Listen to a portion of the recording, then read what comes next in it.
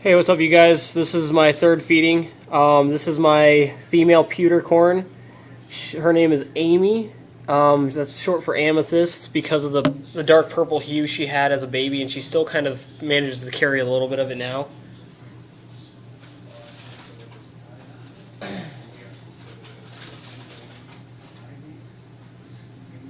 She should be ready for breeding this upcoming season.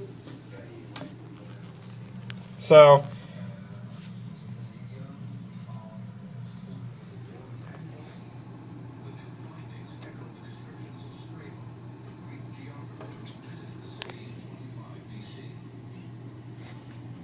it looks like, unlike the other two, as I'd mentioned about hitting their mark, she hit her mark dead on. And it's really interesting because out of the three adults I have, excluding the boa, she is easily the most gentle of the three. It's crazy to think that she actually is the calmest because it seems like she does the best with the live feeding.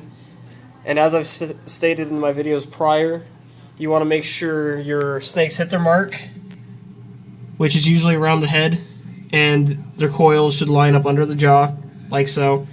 This will prevent your snake from getting chewed on. And as you got to see in my video with Onyx, he wasn't hitting his mark, so I actually had to intervene a little bit. And I know it's really inhumane to some people to do a live feeding like this, but the way I see it is I want my snakes to be willing to feed on live and frozen in case I ever have to sell them. Because some people have a preference of feeding live or frozen for whatever reason.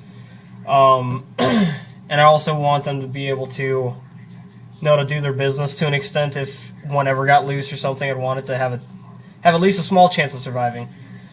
But with this all said and done, you want to monitor your tank and the snake and everything, make sure it's going correct. If your snake isn't feeding on the rat, don't leave the rat in there because you might come back to a snake missing a bunch of scales because the rats will chew. And if the snake doesn't want to eat, it's not going to eat. So, with that all said, you also want to make sure you obviously have a feeding tank to make sure that your snakes don't affiliate their tank with being fed.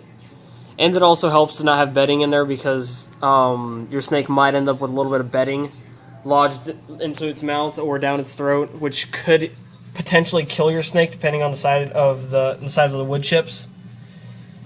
But with that all said, I want you guys to leave me comments, questions, concerns, whatever works for you. If you have harassing comments to leave, feel free to do those too. I don't really care. It's not going to bother me any. But with that said, if you're going to talk about doing live feeding, unless you're a hardcore vegan and you don't even eat chicken or fish, or like some vegetarians will excuse as not having the cognitive level to consider eating meat, I guess, as I've heard some morons say.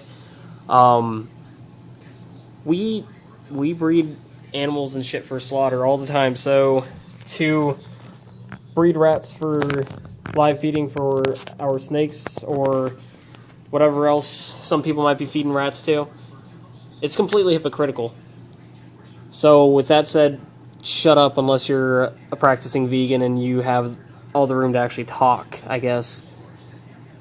So with that said, take it easy, you guys, and I look forward to showing you all some more videos of my snakes and the rest of the collection, alright? Take it easy.